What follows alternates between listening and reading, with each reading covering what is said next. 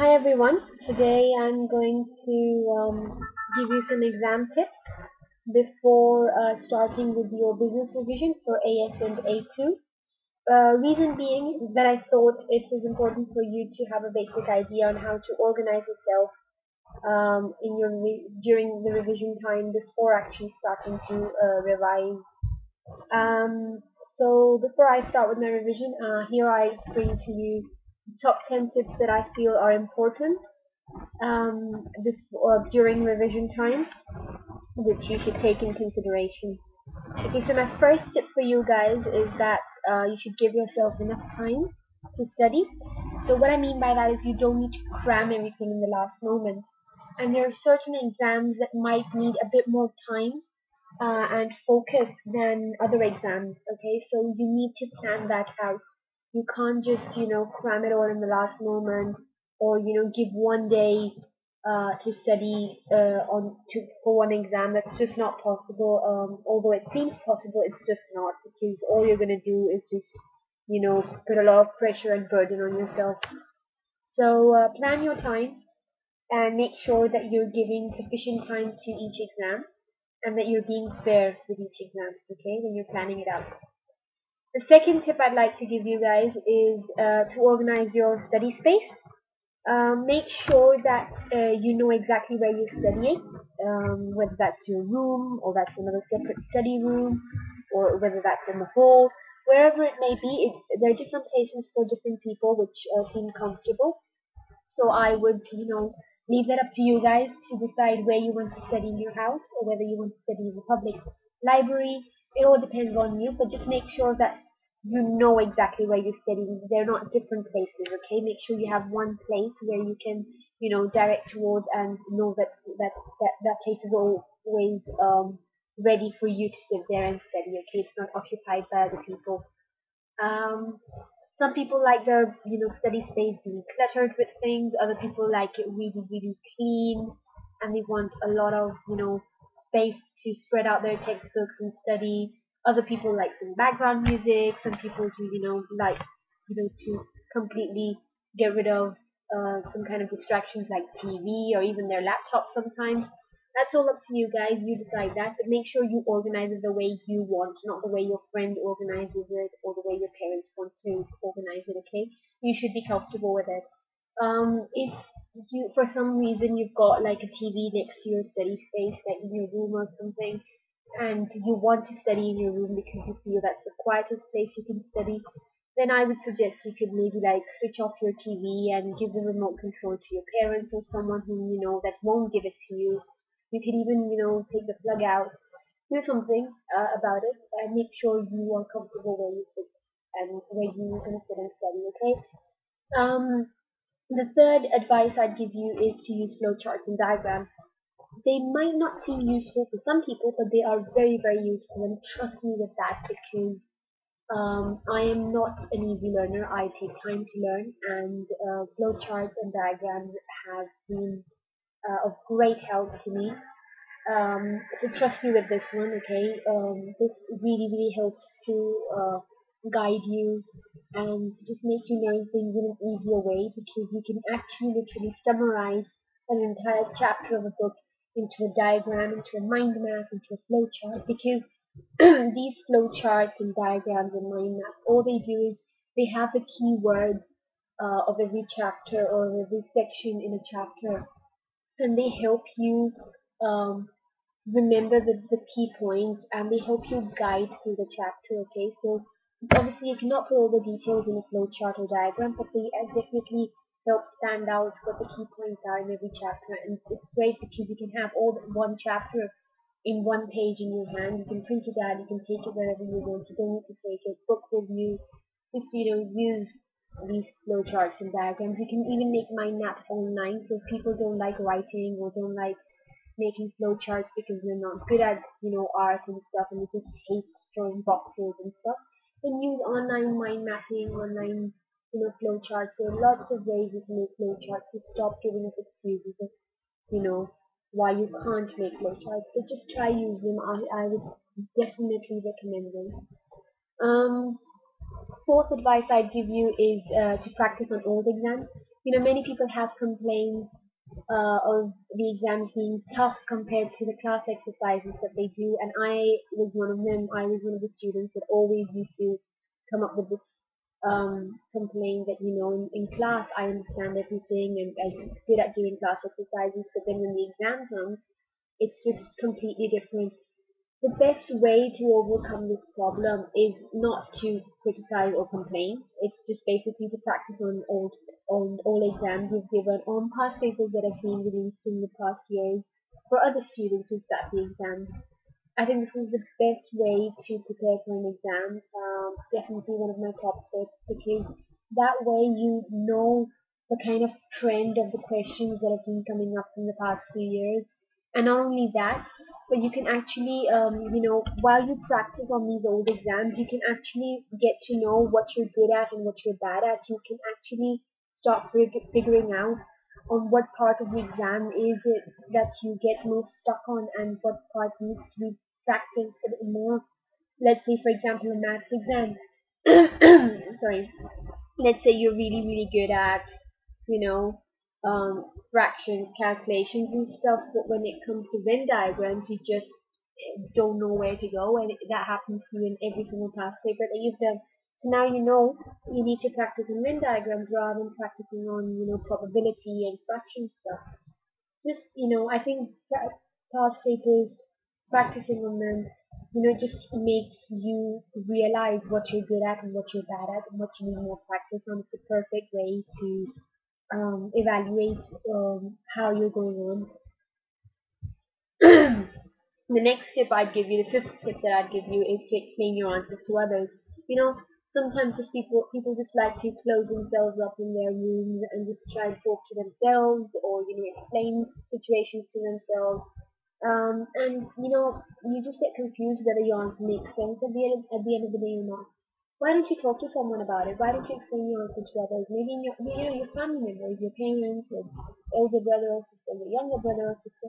Just try and explain your answer to them, and make sure that it makes sense to them as much as it makes sense to you. I think this is a really, really good way to make sure that whatever you're talking about really makes sense and it's worth putting down in the exam if a question comes up like that. Reason being is that your family members would never lie to you if your answer doesn't make sense. They would want you to get the best mark possible. They want you to get the highest grade. So if there's something that doesn't make sense to them, they'll tell you. They'll be honest with you and they'll say, look, I don't like, or I really don't understand what you're saying. Improve this answer because it really doesn't make sense. And if I were you, I would give you like what 50%. Okay, so I think talking to other people just makes you realize that sometimes your answer can improve, and it's not maybe the most perfect answer. You can talk to others, explain your answers to others, make sure that you're not the only one who's okay with the answer or who's comfortable with the answer. Make sure other people feel the same about your answers.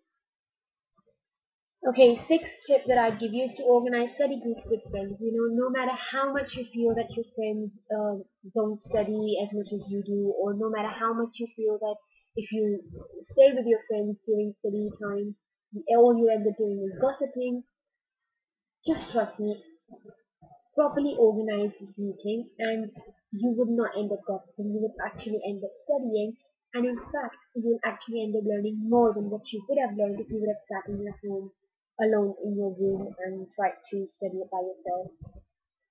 If you properly organize a study group with friends, if you plan it properly and if you decide beforehand what topic you're going to speak about, everyone comes prepared to the lesson. Okay, everyone comes prepared with their questions, with their doubts, with their queries, and that way, all of you can help each other. You can help them understand what they might not understand, and they could, vice versa. They could actually help you understand things that you may have not even had a clue about.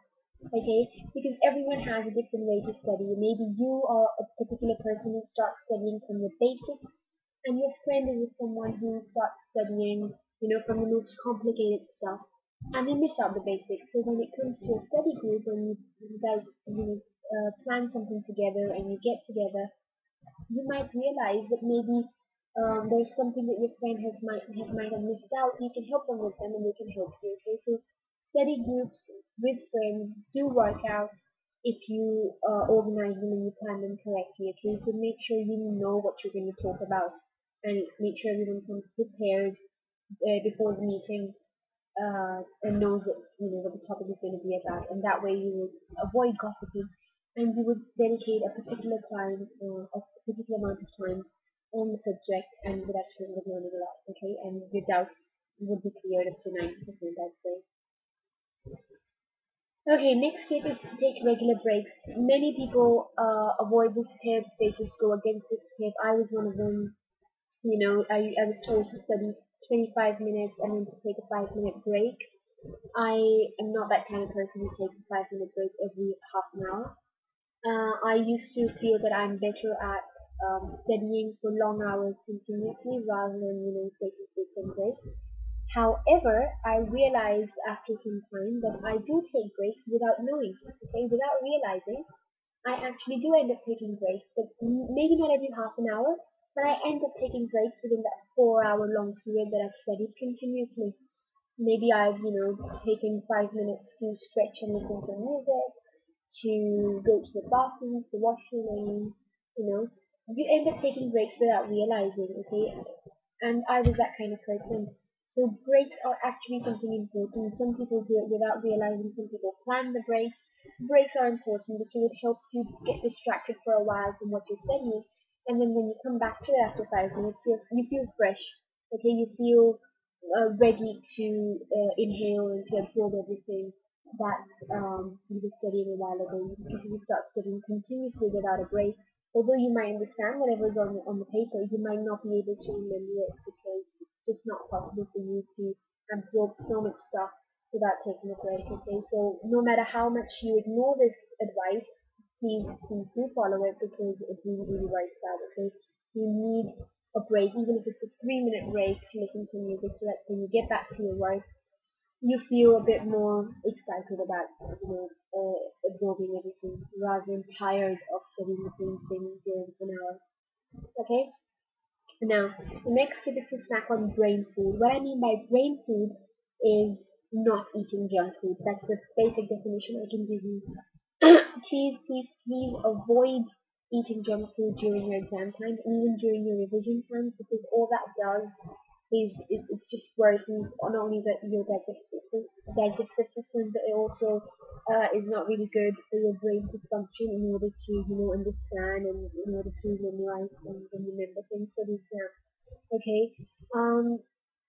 Another thing of related to brain food is that make sure that you go into the exam by eating something healthy before going. Okay, make sure you're not empty stomach.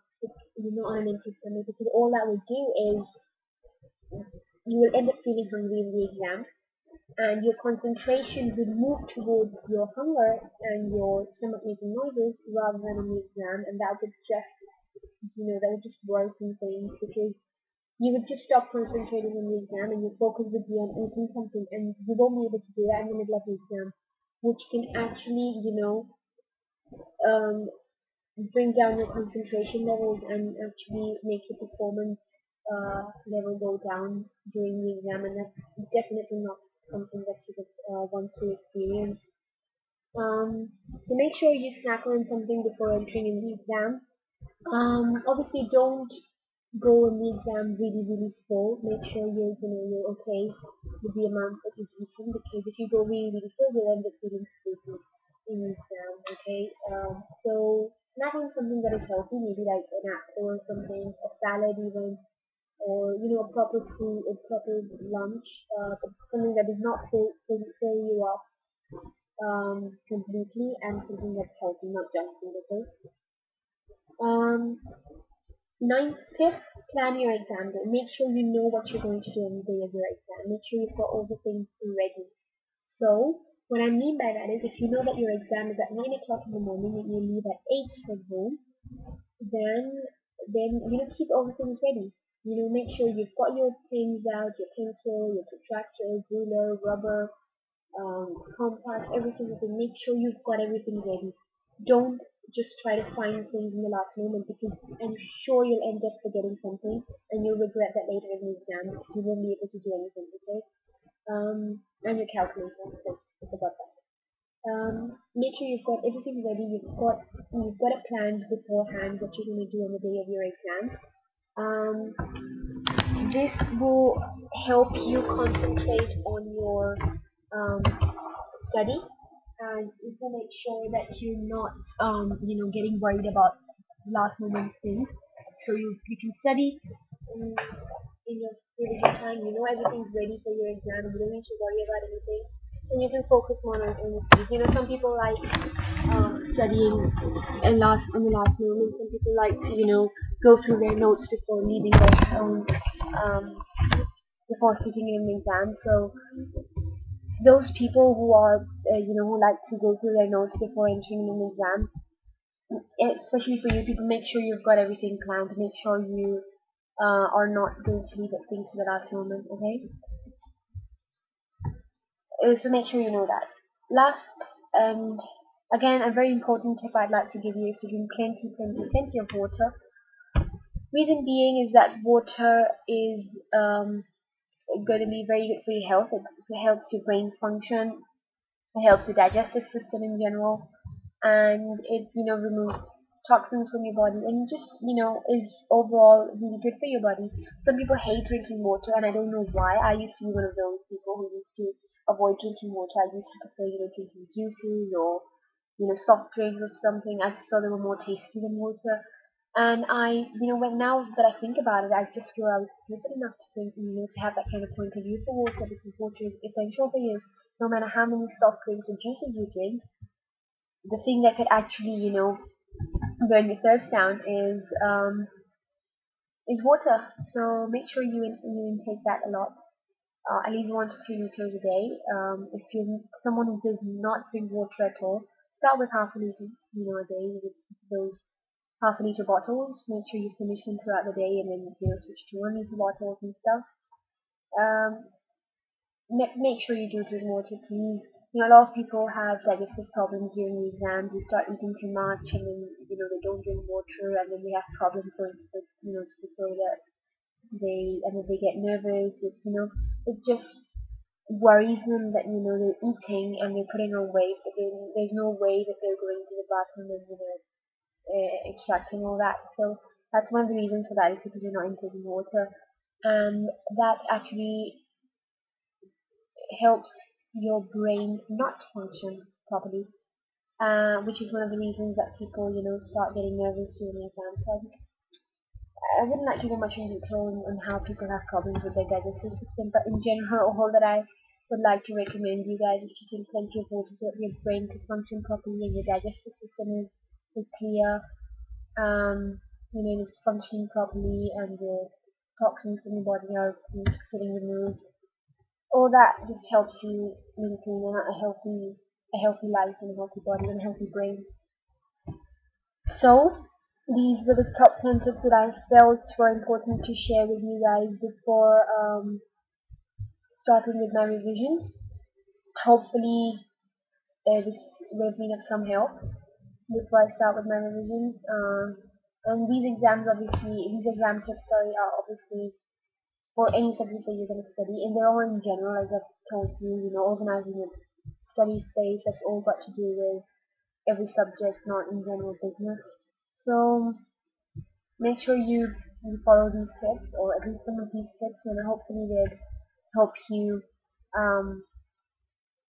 help your revision get better. Okay? And thank you guys. Hope you guys learn something from this, and I'll be coming soon with the business AS and the A2 revision videos. Thank you. Goodbye.